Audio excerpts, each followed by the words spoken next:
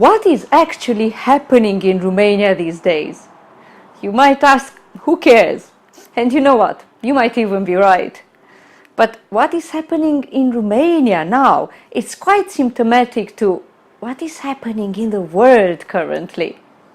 How come? Well, let me tell you in more detail about the current situation in Romania.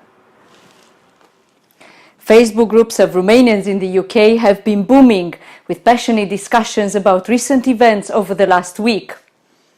The idea about organizing a massive anti-government protest in Bucharest sprang on social media about a couple of months ago, and a date was launched with it, August the 10th.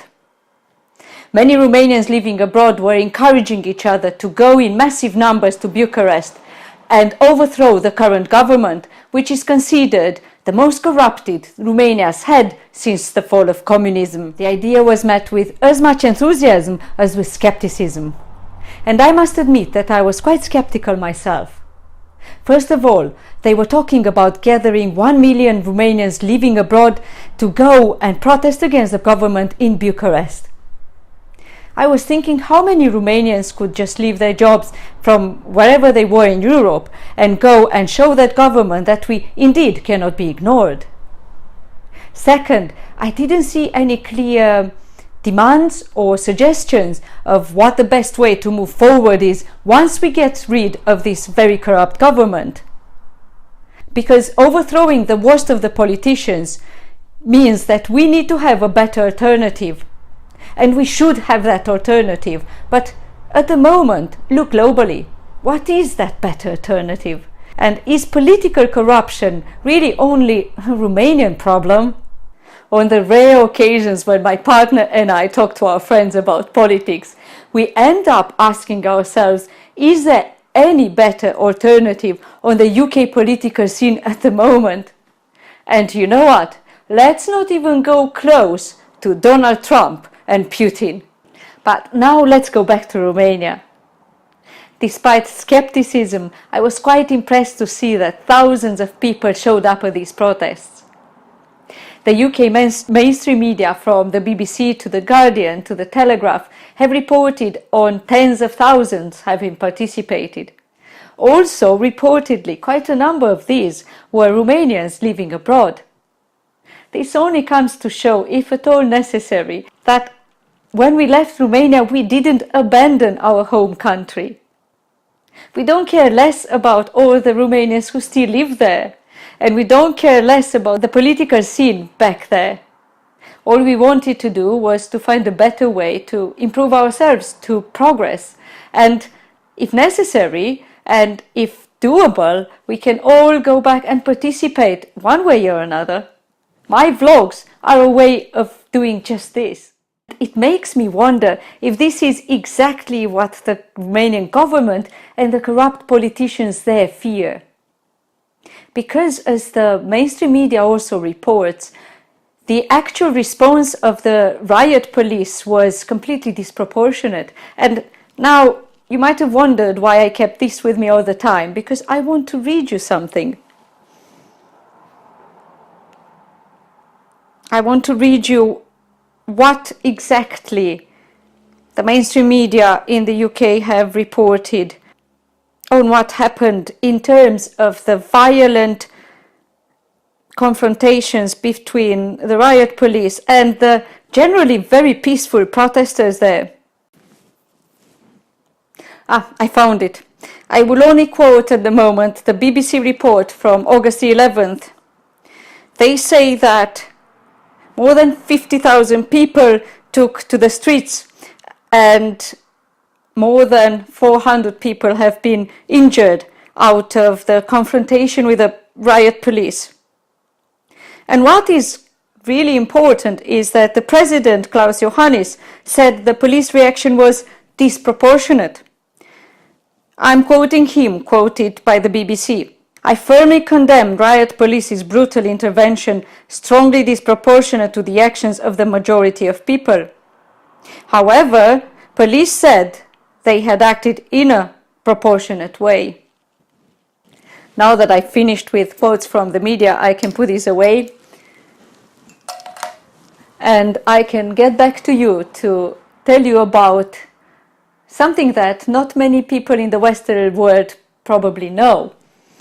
Back in Romania, there's been quite a tradition in recent years of protests against the government who seemed to either not know very well what they were doing or not to have a lot of political support with the parliament, or to only pass laws and promote policies to their best interests and not to the best interest of the population or the economy of the country. I have previously written myself on my website Land Inside, but also published on Birmingham East Side and on I Am Birmingham about these social and political movements in Romania. At times people have been out in the streets every evening, thousands of them, for hours in the cold and sometimes in the rain, just to stop the government from doing whatever they wanted to do, which was laws to not benefit the majority of the population, really. But what's been unprecedented with recent protests was the massive engagement from the Romanians living abroad. Yes, we always participated. I myself have queued for hours to be able to vote in the presidential elections. And also, it's been known that we supported the protests, the movements happening in Romania.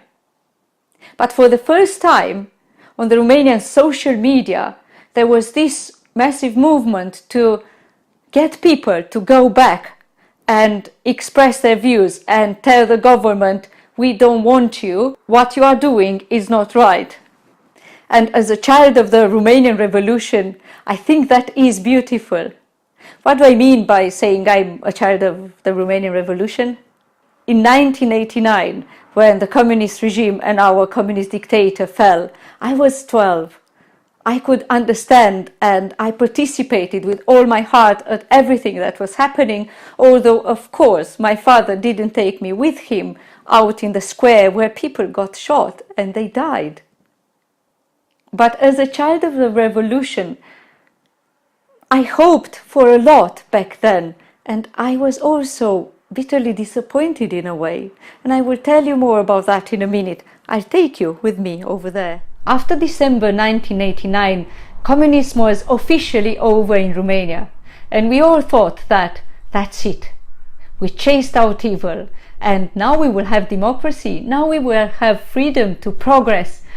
Our country can finally truly prosper and we can be happy. We can just enjoy a beautiful, prosperous life, as we saw, sometimes in adverts and television programs and movies from the Western world. And why am I telling you all of this? Well, on one hand, I believe that these protests matter, that social political movements will somehow send a message to the people in power that they cannot just override what's best for the majority of people. They cannot just overlook us.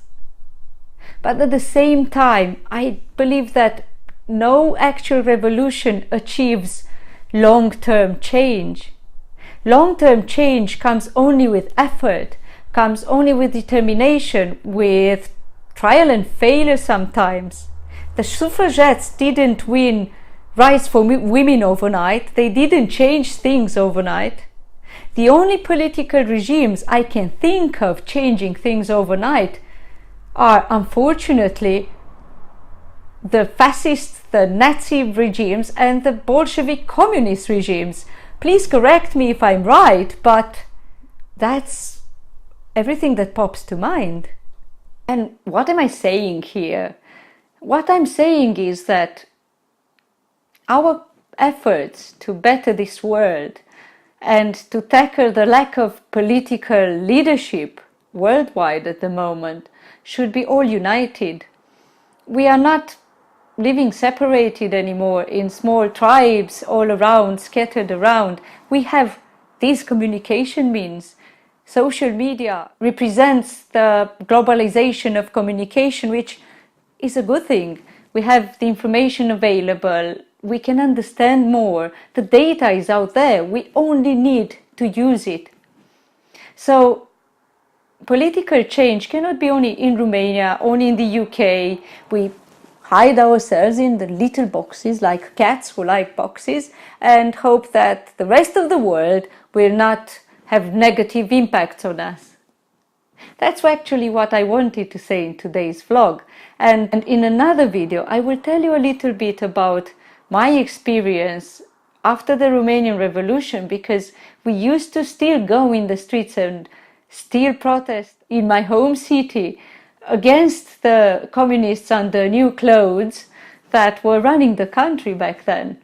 And yes, Timișoara, my home city, is the place where the revolution of 1989 sparkled in Romania. For now, I hope that you liked today's vlog. Please remember to subscribe and also go and like my Facebook page, Land Inside. For now, I'll say la revedere.